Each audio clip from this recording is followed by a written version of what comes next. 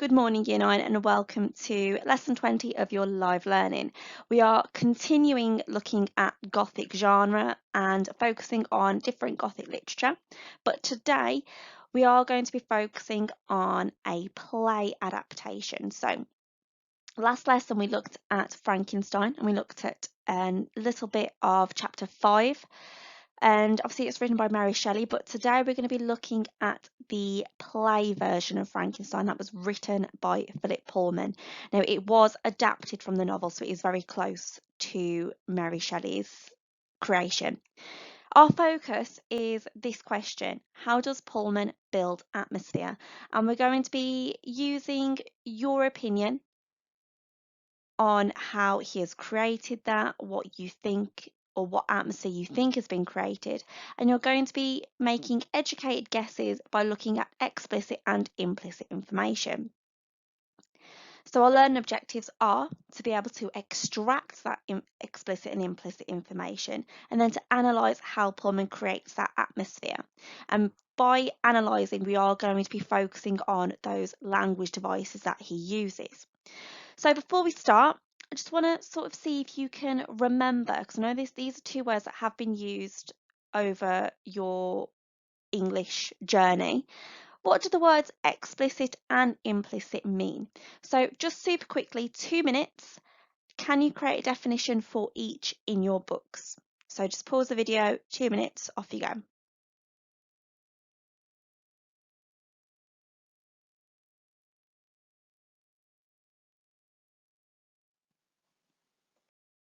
Okay, so this is the prologue that we are going to be focusing on today.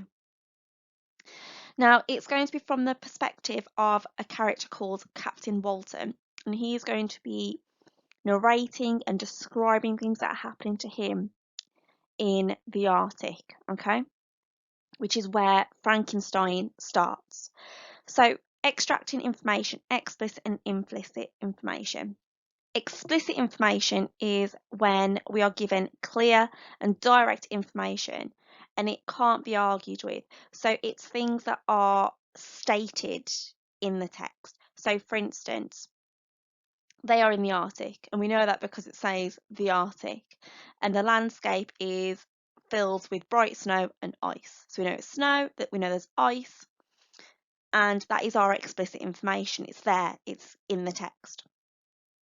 Implicit information is implied, and what that means is that it's what's being suggested. So we're not being told, but it's being suggested. So from the fact that we're in the Arctic and it's full of snow and ice, we can guess implicitly that it is going to be super cold. It's freezing, and it's probably a little bit hostile as well, because again, ice gives that idea that it's quite cold, and that is implied information.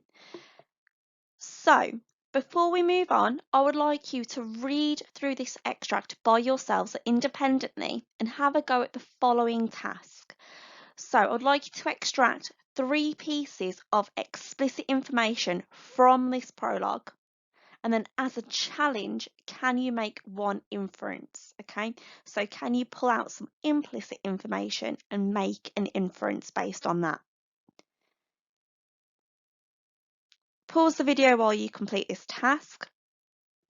I would suggest you take no more than 5 minutes to do this. Make notes on things that you find out as you are reading through.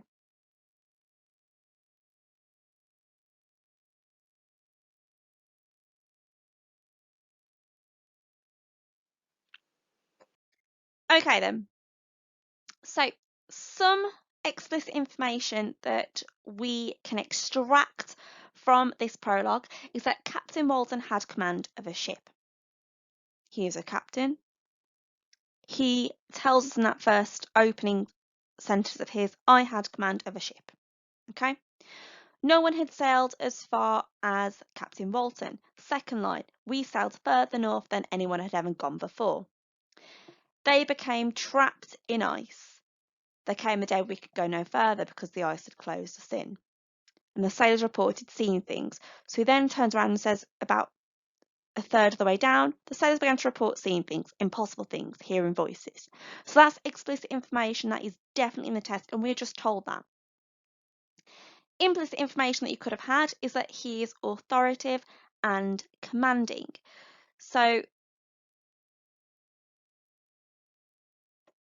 we can guess that he is authoritative and commanding by the fact that he's like a captain. That's his job, that's his role.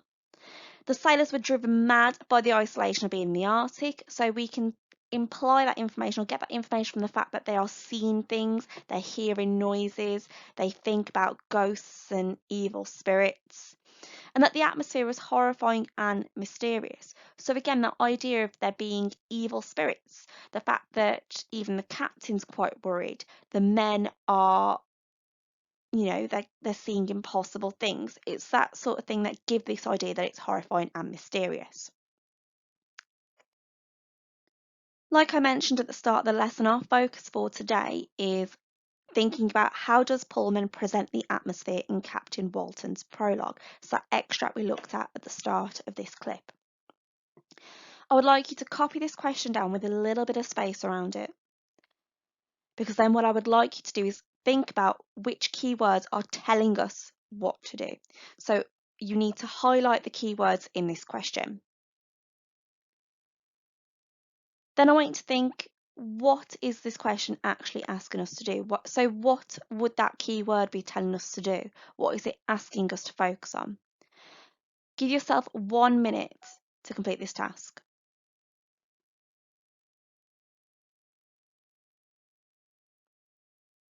Okay, let's look at this question in detail then. So one of the first things we are being asked to do is we are being asked how. When any question starts off with how, it is asking us to think about the methods and devices that the writer is using in order to create the focus, okay? So we're going to be looking for adjectives, similes, pathetic fallacy, rule of three, any language device that he uses. It could even be structural. So short sentences, complex sentences, okay? How is he creating the focus? Of course, our next focus then is on the writer himself. So what does he want to happen with these choices that he has made? How does he want us to think? How does he want us to feel? And the next focus, the whole point of this question, is how is he creating the atmosphere? So first of all, we need to think about ourselves, and this is where our opinion comes in. What atmosphere is being created? And we need to make sure that any of our opinions are supported with evidence as well. So we're not just taking guesses out of nowhere, they're educated guesses that are informed by that extract. In order to answer this question successfully, we need to think about the following questions, which breaks down the task and how you should tackle the extract and think about what you're being asked to do. So, if you've got the PowerPoint open, flick back to the extract. If you've got the video open, you might want to pause this in a second and flick back to where the extract is shown at the start. But one of the first things you should do when you reread the extract is think about how you would describe the atmosphere in the prologue. You then want to think about which quotes or which parts of this text create that atmosphere and support your idea. Remember, one key part of that question was the word how. So you need to also think about which language devices in those quotations are helping Pullman create that atmosphere. So identify those devices. And then we still need to think about what this evidence is suggesting other than that atmosphere. So thinking about how it's creating that atmosphere by making you think a certain way or feel a certain way. So what are your thoughts and feelings? If you look at the slide, there is one way I would tackle this question and how I would lay out my ideas and my notes. So if you look in the blue box, the first thing I would do is, if I had an idea for an atmosphere, I would write it down. So if I had the word sinister, that's the atmosphere I think is created. I'd put sinister next to here. So where I've got atmosphere created, I'll write the word sinister. I'll then look back through the extract and find evidence that supports my idea and put that underneath that word, because that key word is what's creating these ideas. As a challenge, I might want to try and find more than one quotation that supports my idea, because it shows that I'm thinking about consistency with Pullman and that this atmosphere that he's created is not just from one thing, it's from several things. And I'm linking those ideas together. And then once I've done that, I would also list what those quotations suggest underneath. So I'm going to be listing all my ideas together underneath that one word that shows my atmosphere. You might want to do about 2 or 3 of these, so give yourself 2 or 3 suggestions for the atmosphere. So sinister could be one that you pick up on. Perhaps it's hostile, dangerous, any of those. But make sure you evidence it and give yourself some ideas, because you will be writing a paragraph in a second.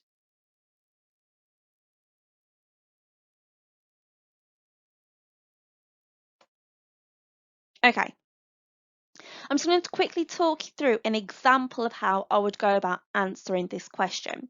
So remember, our question is, how does Pullman present the atmosphere in Captain Walton's prologue? So I need to make sure that that is my focus when I'm answering this question. My notes that I made from this is that a strange and unnatural atmosphere was being created. So that is my answer for question 1 if we look at the blue box, okay? So a strange and unnatural atmosphere was being created. I then had to find quotes and words that I thought created this atmosphere. So I've picked up on another voice that was deep, harsh, and monstrous, howling of revenge, and also ghosts in the air and evil spirits. So that's my evidence that I thought supported my idea. But again, we're focusing on how. So we have to think about language devices and methods that Pullman is using. So in my evidence, I've picked up on a rule of 3 that is being used, which is shown by deep, harsh, and monstrous. In ghosts in the air, evil spirits, I've looked at and identified adjectives in there. So the fact that evil is an adjective that's being used to describe these spirits. I then had to think about how these quotes made me feel and how they made me feel to make there seem like there is a strange and unnatural atmosphere. And that is these 3 bullet points here.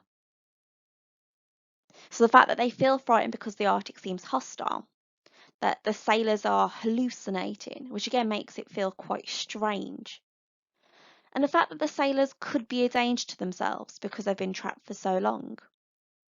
All of these are suggestions that I'm getting from these 2 quotations.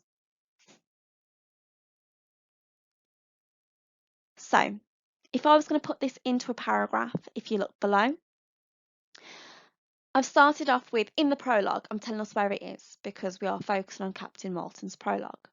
Pullman, getting the writer in, creates a strange and unnatural atmosphere due to the fact that there are peculiar voices in the air. If you can't quite think about how to end it, you can just leave it at creates a strange or unnatural atmosphere. I'm then going to go on to get my evidence in. Captain Walton and the sailors hear another voice that was deep and harsh and monstrous, howling of revenge. They also report seeing ghosts in the air, evil spirits. So I'm saying there's this evidence that creates this atmosphere, but there is also this piece of evidence that creates that atmosphere.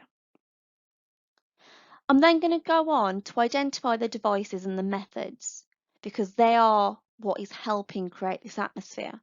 So I've then gone on to explain the use of the rule of 3 in the adjectives suggests because they are making us feel a certain way. That the Arctic is a hostile and dangerous environment that is full of frightening noises and visions, a possible threat to the crew. It could be that the sailors are hallucinating as well because they've been trapped for so long. So those are just my suggestions that I've made from Captain Walton's speech. And that paragraph is just my notes pulled together from those 4 questions. So you can see now why those 4 questions are super important. What I would like you to do now is have a go at writing your own paragraph, but using the answers in the yellow box. So in the yellow box, I have given you another example. So the cold and dark atmosphere is being created. I've given you 2 pieces of evidence to help you. And I've then given you some suggestions on what that evidence creates. As a challenge, I want you to explain your own interpretation of what this evidence shows, and I want you to add it to your answer. For a super challenge, I want you to link your ideas to Gothic conventions. So this is something that we've been focused on for the past couple of lessons. Is it effective in creating an atmosphere suitable for a Gothic novel? You've got the model from the first idea to help you, but I want you to spend about 5 minutes creating your own paragraph now using those answers.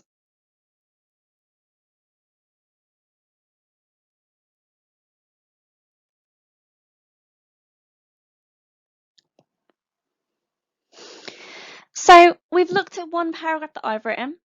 You should have used the notes provided to write a second paragraph. But to complete this answer, we need to get a third in, and that is going to come entirely from you. There are a couple of ideas on the screen right now. If you are stuck, if you couldn't think of anything else from the extract, you can use these. There is some ideas for the kind of atmosphere that's being created and also some evidence to help you. I would like you to try and think of one of your own though, if you can.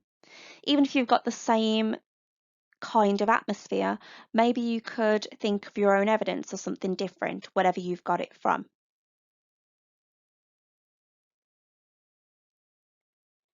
If you need any more help in constructing your own paragraph, there are some sentence starters on the screen right now. I would like you, as well as thinking about obviously the atmosphere and what's created and using that evidence and the devices, I would like you to also zoom in on a particular word or word choice, for instance, phrase choice that Pullman has used in the evidence that you've chosen and what impact that has in particular. And again, if you didn't do it beforehand, think about the effect on the reader. Super important, okay? Again, if you would like to challenge yourself that a little bit further, try and think about Gothic conventions and whether they are noticeable in Pullman's prologue and whether they have been effective in creating that Gothic atmosphere. Because this is your own and I want you to put as much effort into this one as possible, you might want to give yourself a bit longer than 5 minutes, maybe about 10. So pause the video, use your notes, use the sentence starters, and have a good go.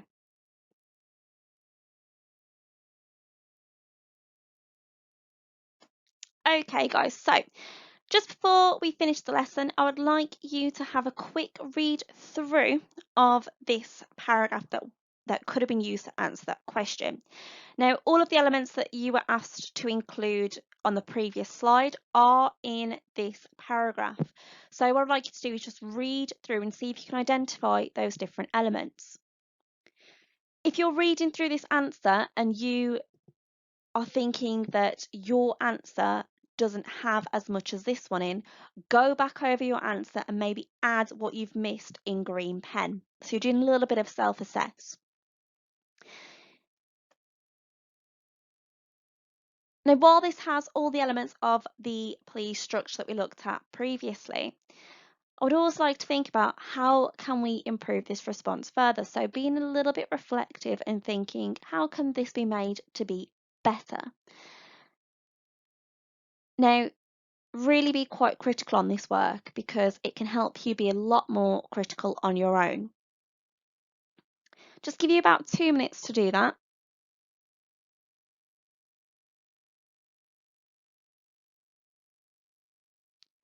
Once you finish your work, remember you need to take a picture, or if you've got a Word document, upload it up on Show My Homework before 3 o'clock.